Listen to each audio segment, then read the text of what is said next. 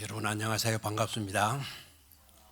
예, 2년 만에 다시 서게 되는데 그때 우리나라 인사말이 참 좋다라는 말씀을 드렸습니다. 2년이 지났지만 개월 수로는 약 한 5개월 정도 된 것 같기도 한데요. 까마득한 옛날 이야기가 됐죠, 그죠? 안녕하십니까? 반갑습니다. 정말 좋은 인사말이죠, 그죠? 반갑습니다. 이거는 형님, 당신의 얼굴을 뵈니까 하나님의 얼굴을 뵌 것 같습니다. 그런 뜻인데 저는 여러분들에게 반갑습니다라고 인사했지만 여러분들은 저를 하나님의 얼굴같이 안 봐주시는 것 같아요. 다시 한번 해보겠습니다. 여러분 반갑습니다. 안녕하세요. 네, 고맙습니다. 여러분 세상에서 가장 아름다운 꽃, 세상에서 가장 아름다운 꽃은 어떤 꽃일까요?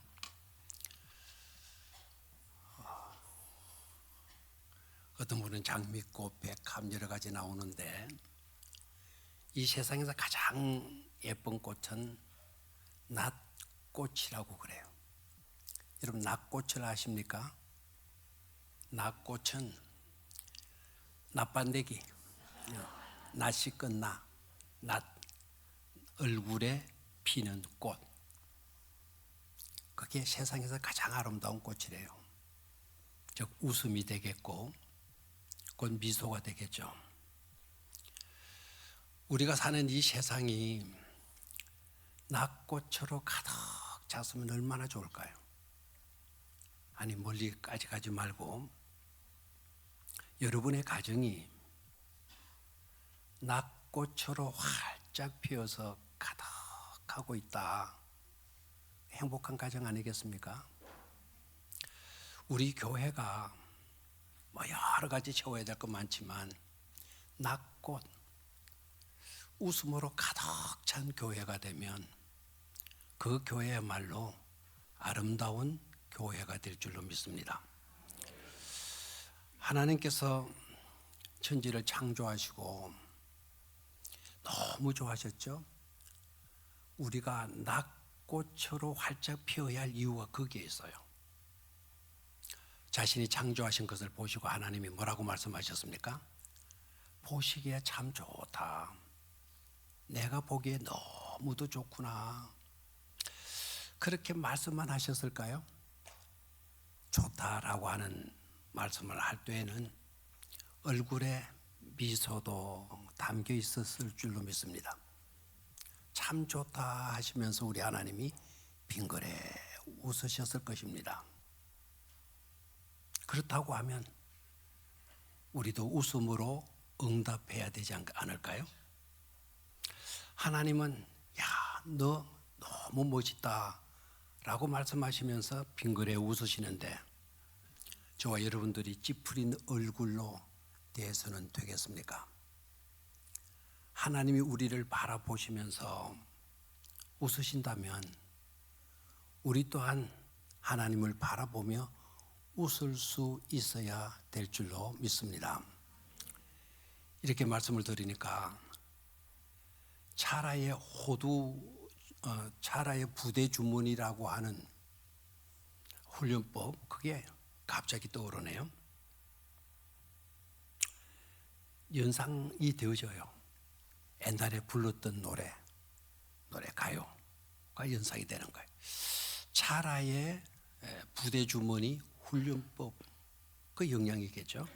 차라의 부대 주머니 훈련법이라고 하는 것은 어떤 것인가 하니까 두 상반된 다른 두 물체를 두고 그 물체의 유사성을 찾는 거예요. 비슷한 점이 뭐가 있나? 그리고 다른 점은 또 어떤 게 있을까? 라는 것을 생각하게 하는 그런 훈련법이 되어지는 겁니다.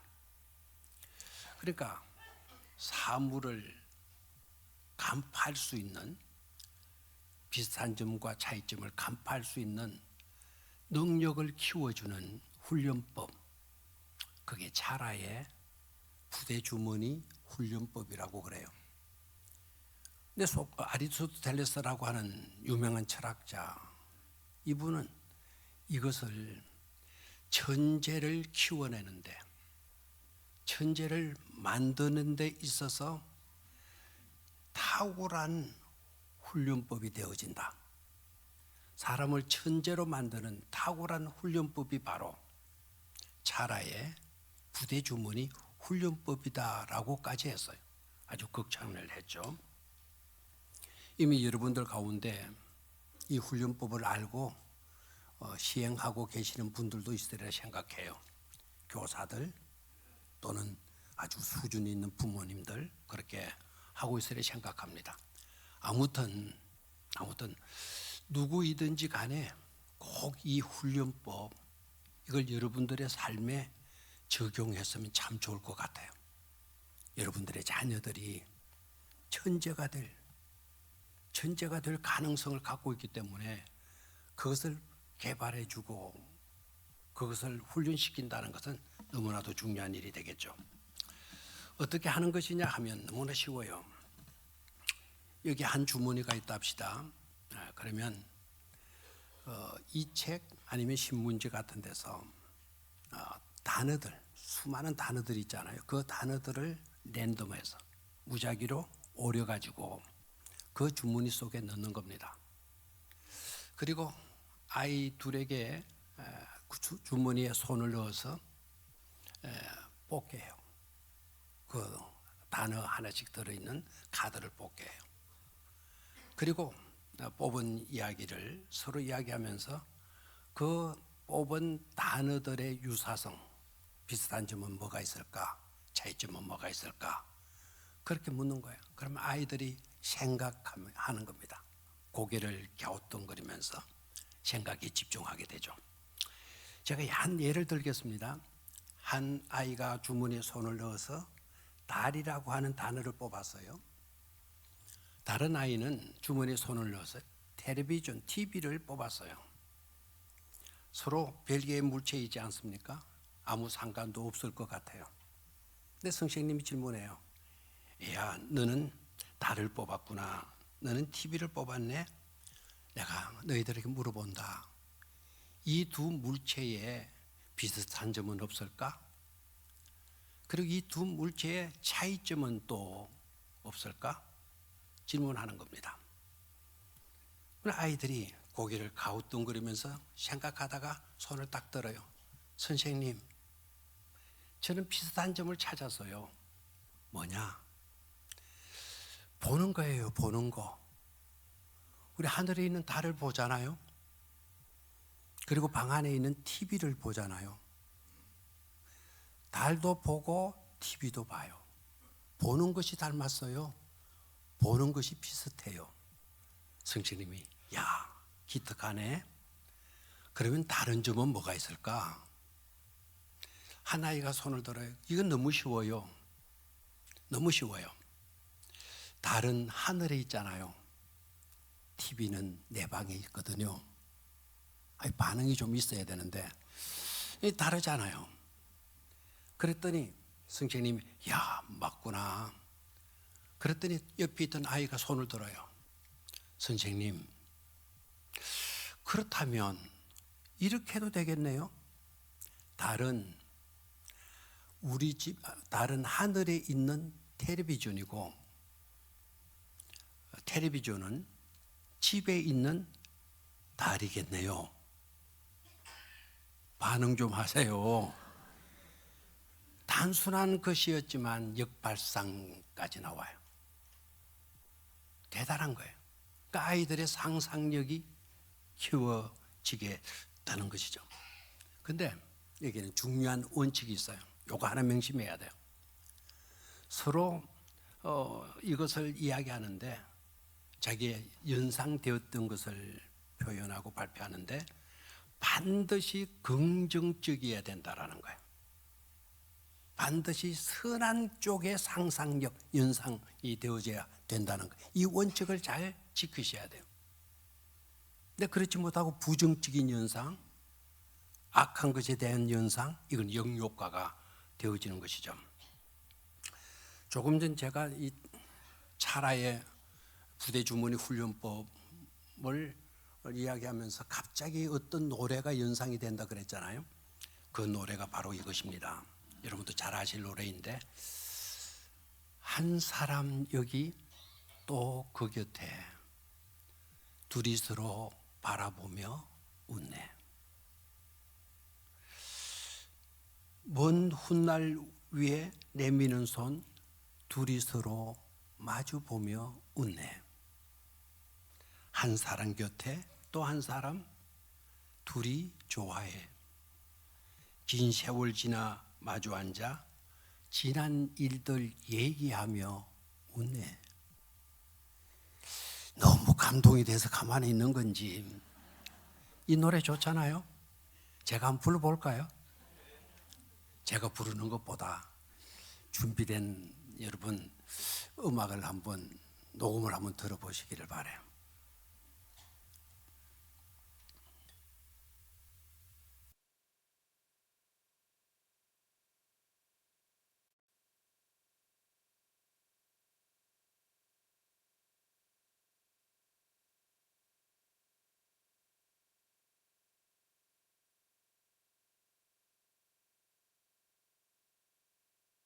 둘이 서로 바라보며 웃네.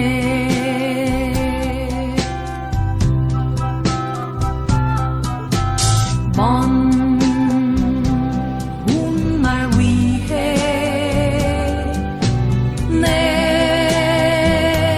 내미는 손 둘이 서로 마주 잡고 웃네.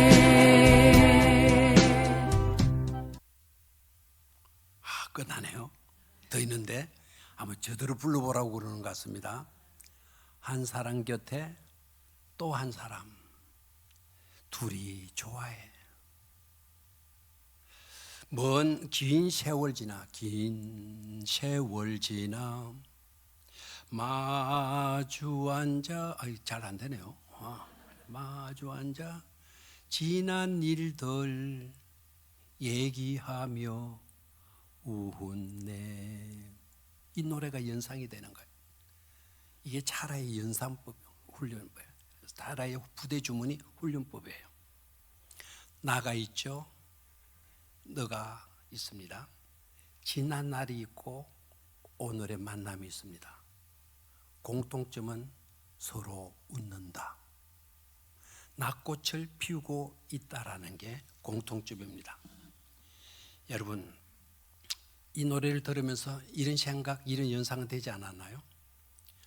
내 곁에 또 한 사람, 그 한 사람, 그 한 분이 곧 하나님이라고 하는 생각은 들지 않았습니까? 나와 하나님이 서로 바라보면서 웃는 겁니다.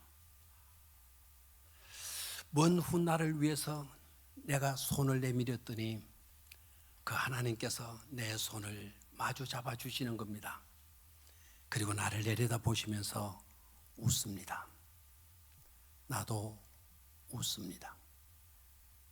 이거 화이지 않습니까? 너무 행복한 겁니다. 이것처럼 행복한 일이 없어요. 이제는 여러분 곁에 예수의 보혈의 피로 예수 믿어 구원받은 한 형제요 자매들이 계시지 않습니까? 우리 성도님들이 계셔요. 우리 성도님들이 서로 마주 보면서 웃는 거예요. 서로 손 내밀어 마주 잡아주시면서 웃는 거예요. 예전이지 않습니까? 바로 그것이 온셈이라고 하는 거예요. 이 온셈이라고 하는 말은 원래, 본래 그대로의 모습이라는 의미를 가진 순수 우리말이에요. 본래 그대로의 순수한 그 아름다운 모습, 그게 온셈이에요. 하고 보면 이 온셈이라고 하는 이 단어가 반드시 놓여져야 할 곳이 있어요. 그곳이 어디일까요? 바로 그곳은 교회입니다. 온셈이 교회입니다. 온셈이가 교회라고 하는 자리에 앞에 놓이게 될 때 온셈이의 가치가 더 있게 되는 것이죠. 그렇다면 온셈이 교회란 어떤 교회가 될까요? 제가 오늘 제목을 온셈이 교회를 아십니까? 라는 제목을 붙였는데요. 거기에 대한 대답을 한번 해보시겠습니까? 온셈이 교회란 어떤 교회일까요? 본래 그대로의 모습, 세상 것이나 인간의 방법들이 덧칠되지 아니한 순수한 우리 주님께서 세우신 본연의 본래의 그대로의 교회, 성경에서 보여주는 바로 그 교회, 사랑과 구원과 돌봄이 있는 교회에 교회되면서 하나님의 뜻이 펼쳐지고 있는 바로 그 교회가 온셈이 교회라는 거예요. 하나님이 우리를 바라보고 웃으시고 우리 또한 하나님을 바라보며 웃고 있는 이것이 바로 원래 교회의 모습이라는 것입니다. 그렇다면 바로 그 교회가 어디 있을까요? 큰 소리로 대답이 나올 줄 알았는데 한 소리도 안 나오네요. 아주 숨지고 있네요. 바로 그 교회가 경주의 남부의 남부교회인 줄로 믿습니다. 두 번째로 온셈이 교회, 이 온셈이 교회란 중심 바로 잡기다라는 거 한번 따라 하십시오. 온셈이 교회란 중심을 바로 잡는 거다. 성경을 통해서 나타나는 하나님의 뜻, 하나님의 계획, 하나님 섭리, 이걸 아는 게 굉장히 중요한데, 하나님의 뜻대로 하시옵소서, 하나님의 계획대로 이루어지기를 바랍니다, 이렇게 이야기들을 많이 하는데 하나님의 뜻이 뭡니까? 하나님의 계획이 뭡니까? 하나님의 섭리가 뭡니까? 라고 물으면 머뭇거려요. 많은 이야기들을 들었기 때문에 혼돈이 온 거예요. 무식해서가 아니고 바보라서가 아니고 혼돈이 온 거예요. 자, 하나님의 뜻, 하나님의 섭리, 하나님의 계획. 간단하게 God centered는 있어요. 하나님이 중심이 되는 거예요. 모든 일에 누가 중심이 되는 거다? 하나님이 중심이 되는 겁니다. 시간 관계상 다 다룰 수는 없고 오늘 두 번째 왔으니까 오늘은 창세기 3장에서 12장까지 에서만 세 가지 사건으로 하나님의 중심 대신 God centeredness, 이걸 말씀을 드리려고 해요. 첫 번째는 선악과입니다. 선악과 다 아시죠?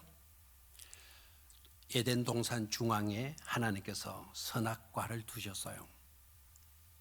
이유가 뭡니까? 어떤 사람은 이렇게 질문하죠. 이 선악과를 왜 만드셨어? 하나님은 다 아시잖아. 그걸 만들어 놓으면 우리가 뻔히 다 먹을 줄 알면서 왜 만드셨어? 우리를 골탕 먹이고 우리를 시험하시려고 하신 것 아니야?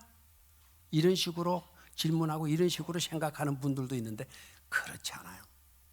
선악과를 동산 중앙에 두신 것은 우리들의 삶 중앙에, 저와 여러분들의 삶의 한복판에 하나님이 계신다, 말씀이 계신다, 내가 너희들 삶의 중앙에 내가 있다, 내가 그곳에 임재하고 있다, 이것을 나타내 보이는 프레카드와 같은, 벽보와 같고 포스터와 같은 그런 것이 바로 선악과입니다.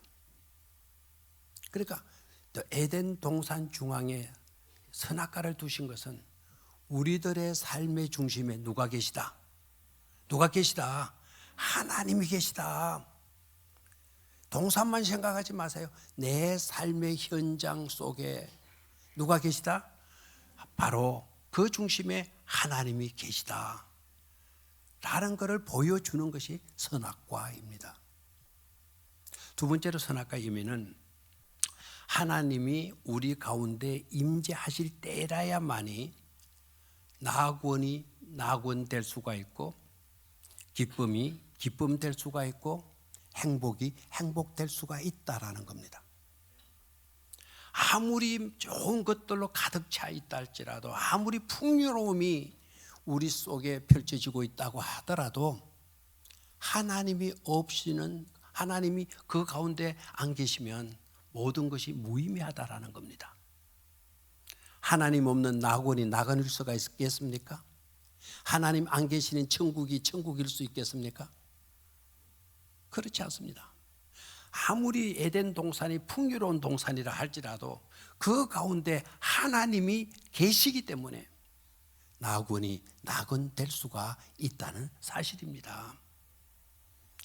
풍요로면 풍요만 좋아하지 마세요. 아무리 풍요가 필요하고 우리에게 좋은 것이라 할지라도 하나님 안 계시는 풍요라고 한다면 그것은 허영에 지나지 않아요. 하나님 없는 풍요는 오히려 우리의 욕구를 자극시켜서 난장판의 세계로 떨어지게 만들게 될 것입니다. 아담과 하와를 보십시오. 그 풍요로움 속에 사탄의 게임을 받아가지고 자기가 하나님과 같이 되려고 했어요. God centeredness, 우리 중심에 하나님이 계시는 것을, 이걸 분명히 깨달아야 되는데 여기서 이탈해 버려요. 하나님의 중심에서 이탈해 버려요. 그래서 에덴에서 추방당하고 말지 않습니까? 두 번째 사건은요, 창세기 6장인데 노아의 방주. 사실은 이건 노아의 방주라고 말하면 안 돼요. 이것은 하나님의 방주예요. 하나님으로 말미암아 모든 것이 이루어진 것이기 때문에 노아의 방주, 이 방주는 노아의 작품이다 이렇게 말해서는 안 되는 겁니다. 이 방주는 하나님의 방주에서. 창세기 6장을 보면 노아 시대의 특징을 딱 몇 줄로 설명을 하는데, 노아 시대의 특징은 뭐냐면 사람들이 자기 좋을 대로 시집가고 장가갔더라. 여러분, 시집가고 장가가는 것이 뭐 잘못이겠습니까? 자기 좋을 대로 그렇게 했다는 말입니다. 그들 중앙에 하나님이 계셔야 되는데 하나님은 온데간데 없고 하나님은 무시해버린 채 자기 좋을 대로, 자기 기분대로, 자기 멋대로 살았던 시대가 노아 시대였던 겁니다. 하나님을 무시해버렸어요. 그렇게 되니까 5절 말씀을 한번 볼까요? 창세기 6장 5절 다 같이 시작. 사람의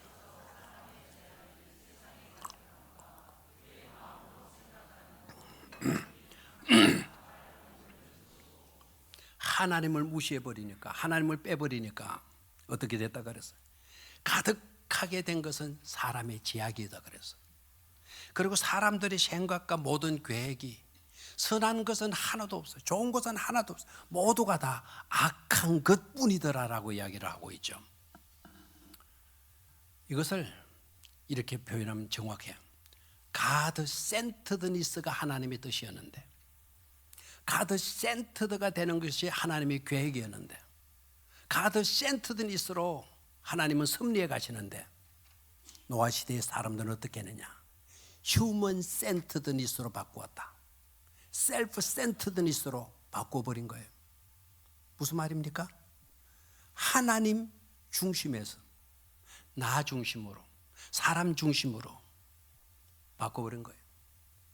그 결과는 엉망진창이 되었다라는 겁니다. 우리의 삶이 형편없이 악한 살벌한 세상이 되고 말았다는 것입니다. 그뿐만 아닙니다. 그 결과는 하나님께도 상처를 안겨준 거예요. 성경을 보면 하나님이 후회하셨다, 하나님이 한탄하셨다. 뭐를? 사람 지은 거를. 하나님이 사람 지은 거를. 사람이 이 모양 이 꼴이 되어지는 것을 보고는 하나님이 괜히 지었네, 후회하셨다는 거예요. 한탄하셨다는 거예요. 결국 하나님은 어떻게 하십니까? 그런 세상을 몽땅 썰어버리지 않습니까? 몽땅 썰어버리고는 하나님이 중심이 되는 가드 센터드니스의 세계를 펼치시려고 계획을 잡으시고 그 일을 추진해 나가시죠.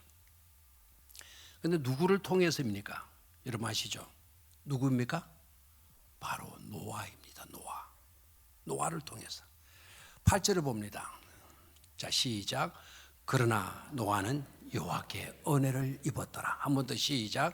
그러나 노아는 여호와께 은혜를 입었더라. 아멘. 9절입니다. 시작. 노아는 의인이요 당대의 완전한 자라. 그는 하나님과 동행하였으며. 이렇게 되어져 있어요. 자, 노아는 하나님께 은혜를 입었더라. 야, 하나님 특별히 노아를 사랑하셔, 특별히 노아에게 은혜를 주셨다는 것이로구나. 이렇게 생각하기 쉬운데 그건 착각입니다. 그건 잘못된 겁니다.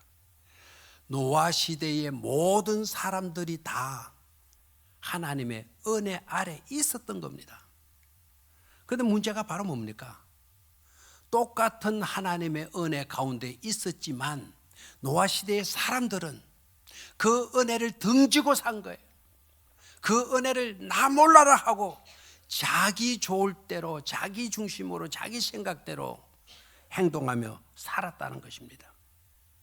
다시 말하면 순수한 온세미의 은혜를 이들은 거역하고 산 것입니다. 그렇지만 노아는 어떠했습니까? 변함없이 꾸준히 하나님을 바라보면서 하나님과 동행했다라고 되어 있죠. 이 동행했다라는 말은 어제나 오늘이나 내일이나 늘 같이 행동했다라는 것 아닙니까? 영어 성경으로 이렇게 되어져 있어요. But Noah found favor in the eyes of the Lord.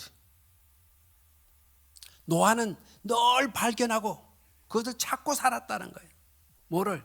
favor, 사랑, 보호심, 돌봄, 이걸 늘 찾고 살아요.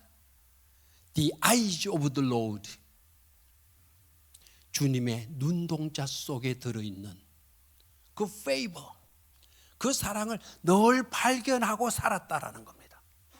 즉 하나님의 뜻이 어디에 있는가, 하나님 뭘 기뻐하시는가, 하나님의 계획이 무엇인가, 이것을 늘 찾으면서 살았다는 것이에요. 요한복음 1장 16절에 나오는 이런 구절이 있죠. 요한복음 1장 16절 다 같이 봅니다. 시작.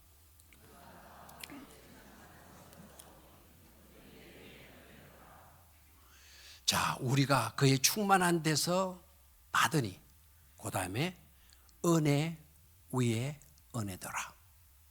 We received the grace after the grace.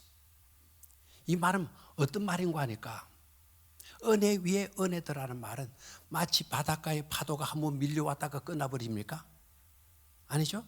이 밀려왔던 파도가 힘이 떨어지는 것 같으면 다시 파도가 밀려와요.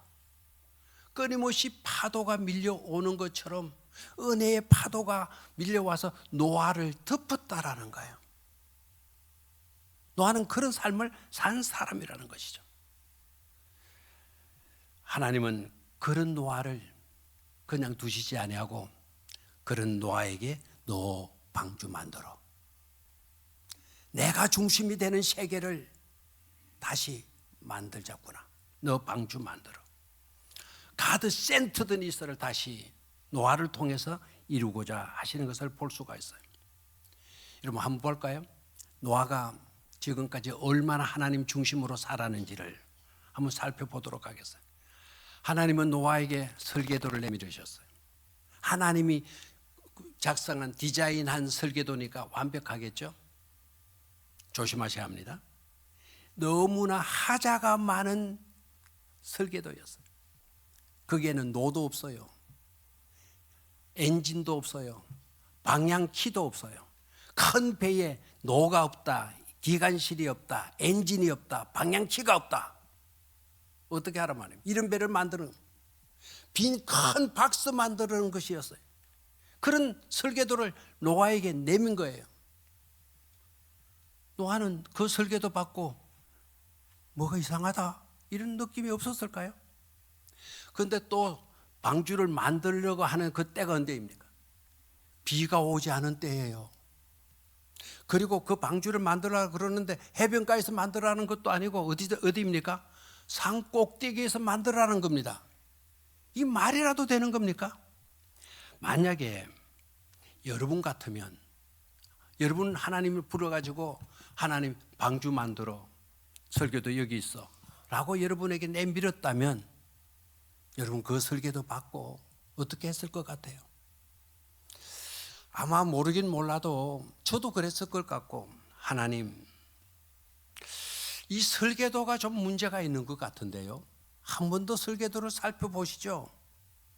아니면 때가 아닌 것 같다고 산 꼭대기에다가 방주를 만드는 것은 이게 상식에도 맞지 않는 일이지 않냐고. 근데 어떻게 이 방주를 만들라고 그러시느냐고. 아마 핑계거리들을 많이 찾았을 것 같아요. 근데 노아는 어떻게 합니까? 불평하지 않아요.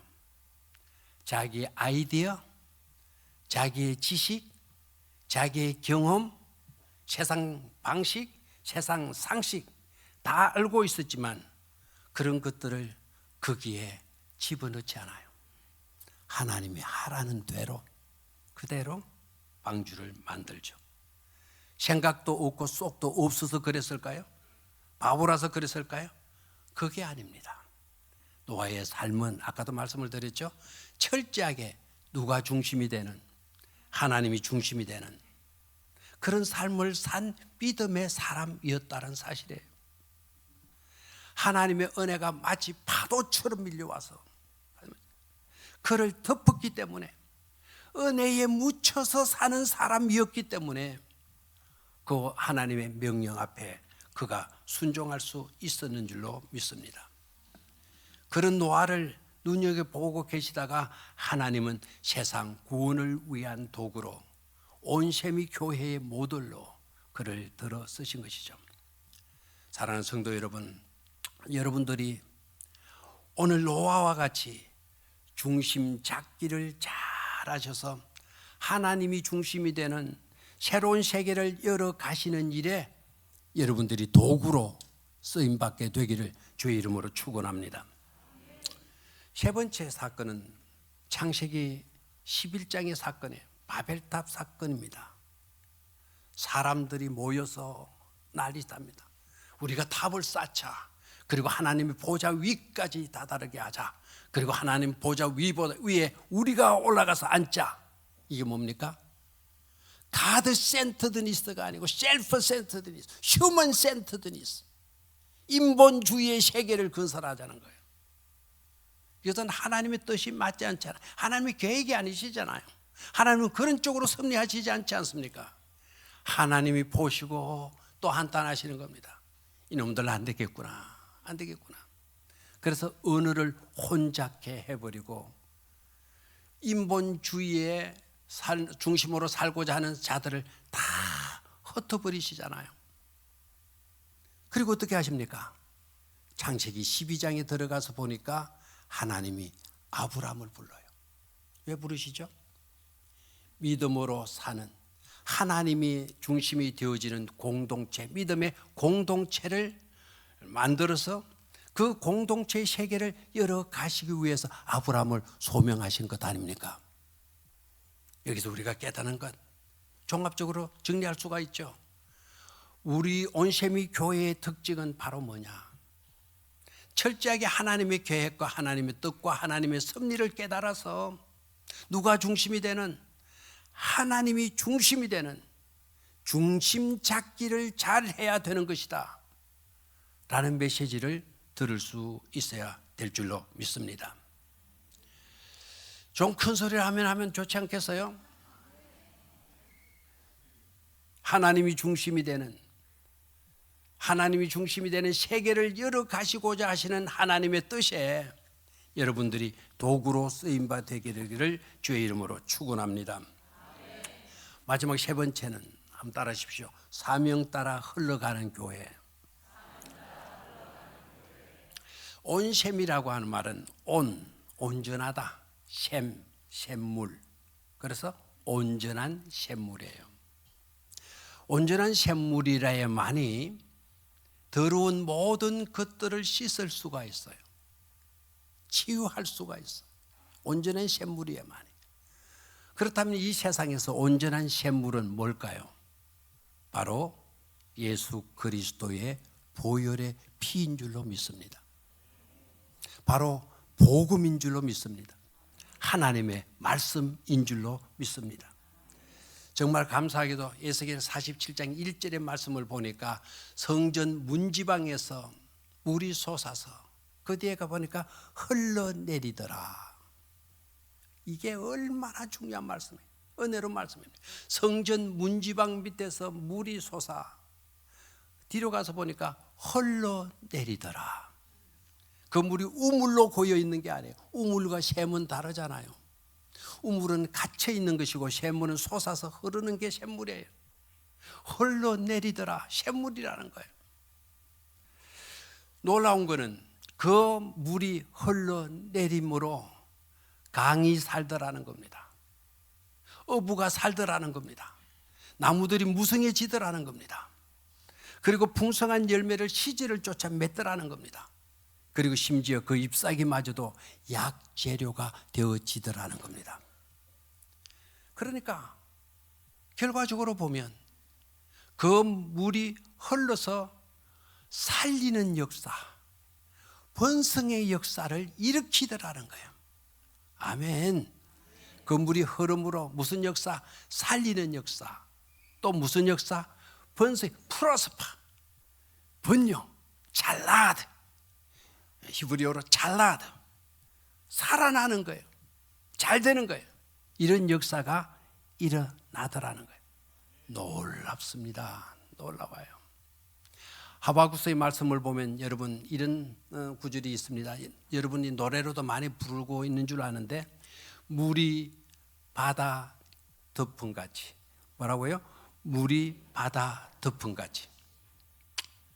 여러분 생각하고 부르셨습니까? 이 찬양 아시는 분 손 들어봐요. 부르라 소리는 안 할 거니까. 알면 손 들어봐요. 좋습니다. 근데 생각해 보셨습니까? 물이 바다를 덮을 수가 있습니까? 이 영산강이, 영산강 맞는지 모르겠네. 형산강인가?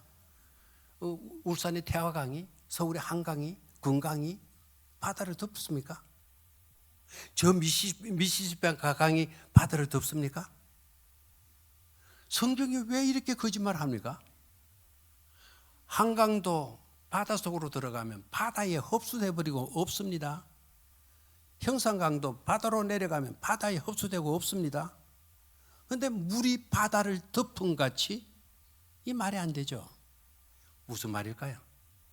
이 물은 이런 우리가 말하는 이런 물을 말하지 않아요.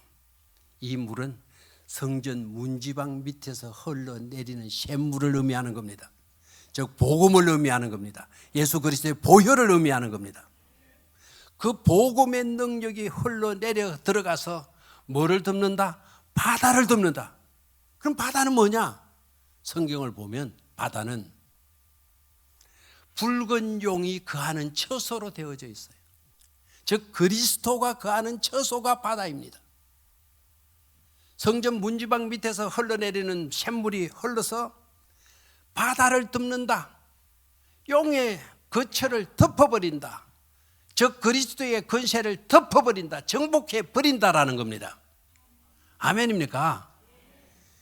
이게 바로 교회의 사명이고 이것이 우리들에게 주어진 놀라운 축복이요 은혜인 줄로 믿습니다. 이 물이 흘러가면 삽니다. 이 물이 흘러가면 번성합니다. 이 물이 흘러가면 열매를 맺습니다. 이 물이 흘러가면 세상이 변화되게 되어지는 것입니다. 우리 김상정 목사님 설교를 얼마나 잘하셔요. 김상진 목사님 가랑가랑한 설교들 가슴이 찡찡해져요. 늘 전화해서 오늘 은혜 받았대, 은혜 받았대. 내가 전화해. 그러면 물으십니까? 형님 부끄럽습니다. 아니야, 진짜 설교 잘하셔. 김상진 목사님 설교만 잘합니까? 마음씨가 얼마나 좋아요. 상정이에요. 늘 정이 많은 사람 아닙니까? 얼마나 인기 짱이에요. 최고로 훌륭한 목사님이라 그래요. 강단에서 선포되어지는 말씀, 이 강단에서 흘러내려서 강을 이루고 바다로 들어가고, 그렇게 될 때마다 놀라운 복음의 능력, 보혈의 능력이 나타나게 되는 줄로 믿습니다. 이 강단에서 기도하는 장로님의 기도, 그냥 기도가 아니에요. 한 사람이 나와서 기도했다, 그게 아니에요. 그 기도가 흘러내리는 거예요. 오늘 찬양대 찬양 너무나 은혜롭게 잘하는데, 이 남북의 찬양대가 또 제1위, 다른 교회 들으면 안 되지. 잘하시더라고요 정말. 이 찬양이 흘러내리게 되면 살더라는 겁니다. 살아. 강이 살고 어부가 살고 강 주변에 나무들이 울창해지고 시절을 주에 열매 맺는 역사가 일어나더라는 거예요. 온세미 교회의 특징 세 번째가 뭐냐? 샘물이 흘러내리는 사명, 흘러내리는 것이에요. 제가 이런 글을 읽고 감동을 받았어요. 달이 지구로부터 도망갈 수 없는 것은 뭘까? 지구 모퉁이에 노란 달맞이 꽃이 피었기 때문이다. 너무 좋죠? 또 이어서 이렇게 이야기해요. 지구가 태양으로부터 달아날 수 없는 이유, 지구가 태양으로부터 달아날 수 없는 것은 이제 막 동그라미를 그려낸 어린 해바라기 꽃 때문이다. 해바라기 때문에 못 떠난다는 거예요. 제가 이 글을 읽으면서 아까 부대 주머니 훈련법 연상이 딱 떼어진, 야, 이건 성경의 이야기구나. 예수님께서 사마리아 우물가를 그냥 지나칠 수 없었던 것은 이 사람 저 사람에게 상처 입어서 찢어진 가슴에 고통을 안고 물길로 나온 가엾은 한 여인의 영혼 때문이라고. 예수님이 이 땅 마국간, 이 마국간을 피할 수 없었던 것은 죄로 인하여서 죽을 수밖에 없는 수많은 서글픈 인생들, 그 인생들의 영혼을 보았기 때문이다. 내 물아 흘러 어디로 가니? 강물 따라 가고 싶어 강으로 간다. 강물아 흘러 어디로 가니? 넓은 세상 보고 싶어 바다로 간다. 그렇습니다. 온세미 교회의 정신은 흘러내리는 거예요. 강으로 흘러내리고 바다로 흘러내리고, 그렇게 해서 살리고 무성케 하고 열매를 맺게 하는 것입니다. 그것이 온세미 교회의 사명인 것입니다. 이 사명을 감당하려고 하면 어떻게 보면 짐이 될 수도 있고 부담이 될 수도 있어요. 그래서 하기는 해야 되는데 행편이 안 돼서 여러 가지 이유들을 이야기합니다. 두려워하지 마십시오. 그렇게 짐이 될 수 있지만 반드시 잊지 말아야 될 것이 있습니다. 머지않아 좋은 일이 반드시 일어나게 될 것입니다. 오히려 그 짐이 축복으로 내게 다가올 수도 있습니다. 복음으로 꽃이 피어나고 아름다운 일들이 밀어 닥치게 될 것입니다. 제가 경주에 온 지 이제 3년째 접어들었는데 1월 7일인가 8일인가 은퇴를 하고 경주로 이사를 왔어요. 경주 시민이 됐어요. 어떻게 살아야 될지, 뭘 해야 될지. 제가 아카데미 하우스 불쌍한 아이들 데리고 와서 그 아이들 양육시키고 후배들 좀 지도하고, 그래서 땅이 넓어요. 집도 크지만 밑에 땅도 꽤나 넓어. 여기다가 뭘 하면 좋겠나. 그래서 제가 사람들 만나고 전도하기 위해서 목욕탕을 가요. 집에도 목욕탕 잘 되어 있지만 목욕탕 일부러 사람 만나러 가서 그분들과 안 믿는 사람들과 세계에서 들어가서 그분들을 이야기하려고 드는가, 여러 가지로 지혜가 필요하더라고요. 그래 도움을 요청하는 뜻으로 우리 밑에 땅이 있는데 그거 어떻게 가꾸면 돼요? 정원을 어떻게 가꾸면 돼요? 그러면 뭐를 써야 돼요? 뭘 심어야 돼요? 이야기하니까 퉁명스럽게 어떤 사람이 그릇물 갖다 많이 넣어야 돼요. 어떤 그릇물 넣어야 돼요? 소똥 그릇이 제일 좋다고. 그걸 어떻게 구하죠? 그러니까 축산하는 데 가서 가면 돈 주면 얼마든지 갖다 준다고. 그래요. 그하고 잊어버리고 있었어요. 3월 달인가 외출에다가 들어가 보니 주차장 앞에다가 소똥 그릇을 한 차나 부어놨어요. 화가 나서 이거 어떤 의미랬냐 이거. 물어보지도 않고 이게 뭐야 이거. 이 냄새는 어떻게 하라고. 알 수가 없잖아요. 그래서 집사람 불러가지고 이거 누가 모른대요. 그 옆에 도랑이 있는데 이 도랑으로 다 버리자. 도랑에 버리면 도랑이 다 또 망치잖아요. 베리잖아요. 어떡하노? 빈트에다가 옮길 수밖에 없었어요. 그래서 둘이가 그걸 퍼가지고 빈트에다 막 오늘 막 뿌렸어요. 뿌리고 나니까 더 난리가 났습니다. 온 집안이 이제 막 소똥 냄새예요. 이건 전원주택도 아니야. 이거는 세컨드 하우스도 아니에요. 이거는 완전히 소마국가네. 하나 할 수 없이 또 나가서 사보로 운동 삼아서 그 흩어진 그름을 다 덮었어요. 그런데 봄이 되었어요. 거기에 뭔가가 새파랗게 나더니 꽃이 피는 거예요. 금자나 채송아 봉수나 맨드라미 있는 꽃 다 이야기하세요.